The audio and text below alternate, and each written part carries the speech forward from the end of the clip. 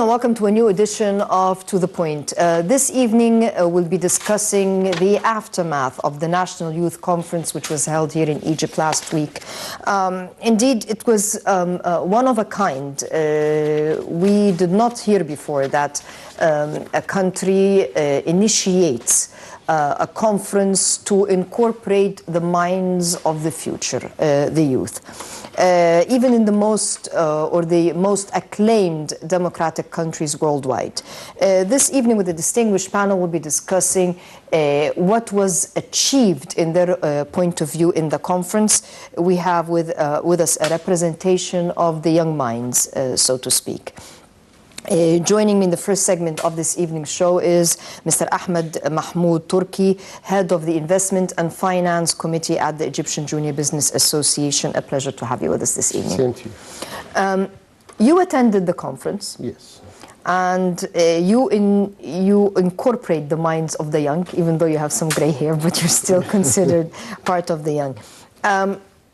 How did you, before you tell me about the spirit you felt over there, how did you feel about the conference itself, the idea itself? Actually, in the beginning, before attending the conference, I had some doubts on the outcome of the conference. Once I reached there in the first session, or the main session, I felt the spirit.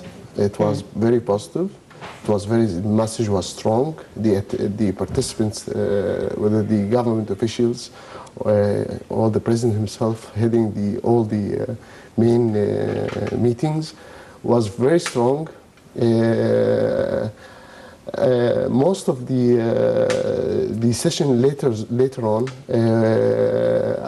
was very informative. The disclosure was from the presidential team was very powerful. When we talk about the conference, I think the participants were 3,000 young people, and most of the cabinet were there as well.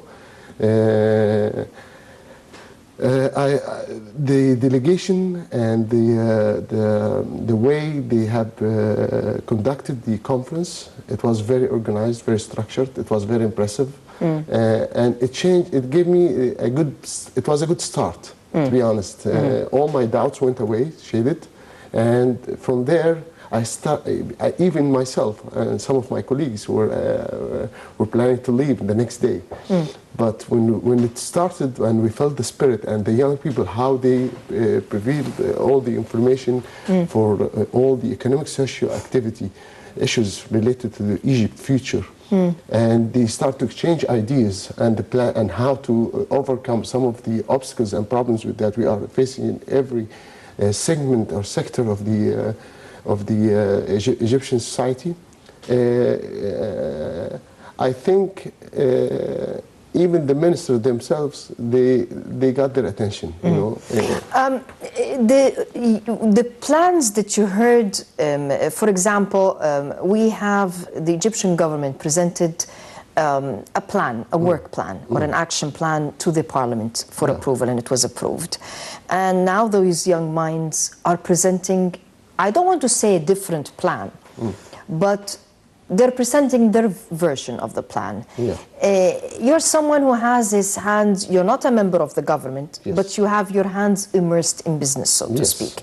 If I ask you to evaluate how the industrial plan, since this is your edge, how the Minister of Industry in this shadow government, if I can steal the terminology, how he presented, or she, I don't remember if it was a male or a female, how they presented their action plan for the Egyptian industrial reform. How do you see it?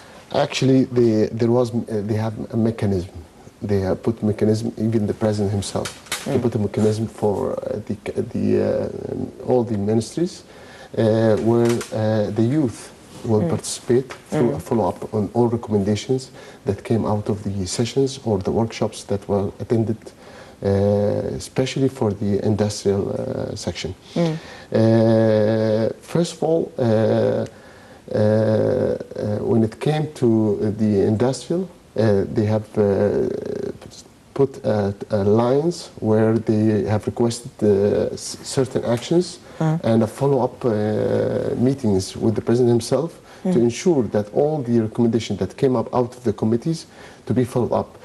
Specifically for industrial, because I was involved more into finance and the capital market and yes, I'm sorry, yes, I understand. And the laws and the regulation related to that. They highlighted all the problems that we are facing in the investment sector, especially in the stock market, and of course for even the foreign exchange. Foreign exchange rate. Where Tariq Ahmed, the governor of the central bank, attended as well, and they have discussed in details all the problems that we are facing. And some of the recommendations, it requires legislation. So I think they will prepare a paperwork where they will put all the recommendation.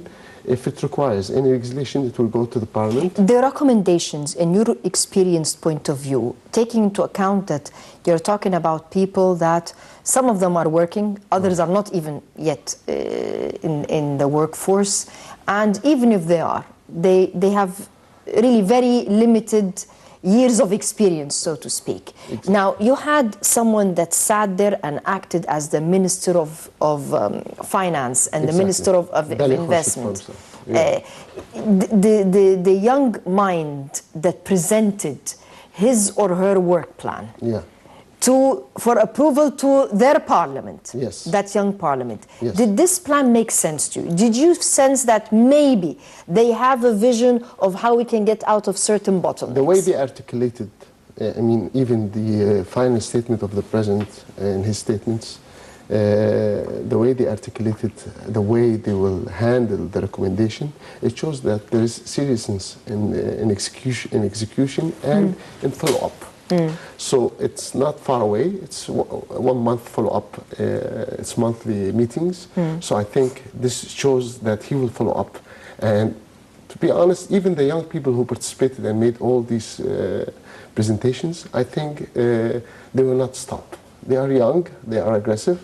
I think this is the key issue. So again, the president knows that these young people will not stop, even if they face the obstacles with the bureaucratic and the government. Once they go inside, they will face many obstacles. I think he will make sure that things will go as smooth for them to execute all the outcomes that we want to happen, especially in every sector, not only in finance. Because I've attended, I wanted to make sure that it is general trend. It's not specific by industry or sector. So I went to different sessions and workshops that's not related even to finance and investment. And how did you sense the methodology or the professionalism? It's very professional. Even in the culture, I have attended Midhat Al-Adl and other doctors were talking about the culture and how the religious speech should change and how most of the education and the reform of the education and everything. It was very impressive, to be honest, because they touched all the details that we know. Most of the well-educated people knows that all of this, but it was never addressed to the government. Now it was addressed in public to all members of the cabinet and highlighted all the problems. Not only, we are not talking about specific industry. They were very blunt about all the problems. All the problems. They touched everything. Did you sense receptivity on the part of the government? I mean, for example, this minister that was right there sitting in the same panel, he presented his work plan to the Prime Minister, who presented it to the cabinet and it was approved, to the parliament and it was approved. Yes. Some of the plans that those young people were saying are not exactly what this minister presented. Do you sense that, because this is a unique experience for us, and we have certain cultural norms. Exactly. You know, we are a very hierarchical society. Exactly. Did you sense, for example, when the shadow minister of finance or investment presented their point of view on how we can get out of the foreign currency problem, for example, which is really a nightmare right now? I think it's that. Did you sense the minister of finance or the minister of investment offended Actually, it was a very... And I'm not talking about it's very behind the scenes. It's a very interesting point, because there was a debate. A debate between one of the young representative of the president, the youth, and the Minister of Communication. And to be honest, some of the figures were saying that it's because it was one month dated information. So he was saying, now since we signed the 4G, the percentage of IT and all the sector, technology sector, to the GDP has doubled. Of course. So she was saying that it's a very small percentage, and the Minister of Communication was debating that no, it's now, because these figures are not updated, so it's now double what's being mentioned over there. And I have seen the debate, and I was very happy, to be honest. This is one of the positive points, because, you know, the minister was debating with the youth. And again, I have never seen this before. Again, I have seen him taking points. And the president was sitting taking points. And taking points and responding to that. So we hope that this continues. The spirit that we have seen in the conference move on.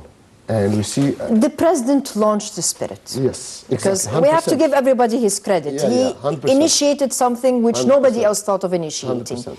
Now we have a committee, we have recommendations, but it is time for the government and the civil society to work hand in hand to make sure that the spirit does not die. Why? Because you have a lot of energy here, positive energy by the youth, and you want to make sure that it is not dampened. It's being utilized. Something like an organization such as the EGB, which really encompasses the junior businessmen as well. Exactly. How can we, or how can you contribute so that this spirit does not vanish, that this energy is capitalized on, and we see some of the recommendations turning to reality? We discussed this within EGP, and we reached the point that we want to be involved and sponsor some of the young people through our committees. Yes. You know, till now we have an initiative, but it's still, we are working on that now. We would like to participate, make sure that these young people all their energy is being utilized in a proper manner, because what we want is the better future. And to be honest, the energy that we have seen recharged our energy ourselves. We are in EGP, the maximum age for us is 45. Later we have to leave after that age. So we feel all the obstacles that they will face, whether with the government, with the bureaucratic facing walls with their ideas. We have to incubate them, you know, and take them and try to accommodate all their demands. I think as of now, we'll discover this next month. It's too early even for us to judge whether it's positive or negative, because according to the mechanism that was set by the president, we will see how the recommendations will be handled and how it will be executed, and how it will be channeled through the government institutions, and how it will be taken care of, you know, because otherwise these young people will not stop. This again will come. You have educated these people. They are not the 3,000. Is not. This is not the youth of all Egypt. This is just the nucleus. It's a start. It's a start. So again, after 1 month, we will judge on the outcomes, and we will see how it will be handled by the government entities and by the parliament and by the president himself. I believe it's what I have seen. The spirit, it will move. It will continue as we go within days, within 1 month, and later on, all the outcomes will be in next November, as per the president's statement. It will be reviewed again to see what has been done with each and every recommendation. Hopefully, it will be a positive thing. But there is no clear as of now. That's why. Yeah, I understand. But for those who are observing us from outside Egypt, because there was always an impression that due to educational problems, due to lots of economic problems, that there was always a questioning and a doubt when it comes to the future generation of Egypt, the youth of Egypt. People tended to think that, well, due to weak education and... Actually, this is the first ever. That we don't really have potential for the future. This is the first ever youth conference. I think it happened worldwide. Oh, I've never heard of it personally. Personally, I have never seen it. So I think it's a good initiative. We reached the point to exchange ideas with young people. We brought them to the table, getting them some hope, and we are listening. As I said, the president, the cabinet, they were taking points. It's not new for them, I'm sure. They know most of the points that has been raised or highlighted. They are aware of. But now, since the president for 3 days participated. The fact that he is sitting there, I mean, he only left to attend the quick meeting and then he was back, which never really happened, that a president, unless it's at an international scale, you never saw a president sitting there throughout all the sessions, and it was a long day. I mean, they did not stick to the agenda, actually. Exactly. That's why I'm saying we have to give him a credit for that.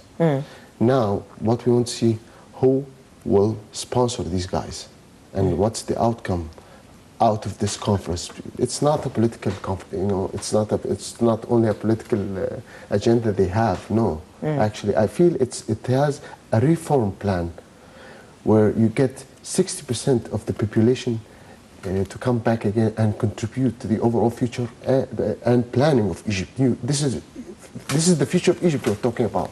So, even with the education, it's common sense. We have the education, we have the proper education and everything, but it's the practice where you nurture these young people and you start to develop them, to get the knowledge out of them. Even I would say it was very professional, the way they have presented the whole issues. It was very professional, and the way even they debated, and they're giving room for all to the cabinet and the government officials and to debate with them. I felt the spirit, both parties are listening to each other, you know. It was not like the youth doesn't know what exactly they are talking about. No, they have highlighted a very strong points, and most of the well-educated people, they are aware of it. But do you think, because there is something that the president mentioned at the end of the conference, really, and that made people wonder, do you think we can find anytime soon maybe one of those shadow ministers being a real minister, which is really something new, because we always have this cutoff age, and the cutoff age did not go into the 20s and early 30s, for example? I think it's too early. Again, we are, you know, it's a culture thing, you know, but it might happen. Will we see a minister in the 20s? It will take time, yes. But it will take time because of the qualification or the culture? It's no, it's the culture. It's not the qualification. It's number one is the culture. It's the culture, you know. And again, you cannot tell as of now, you know. It's too early. That's why I'm telling you it's too early.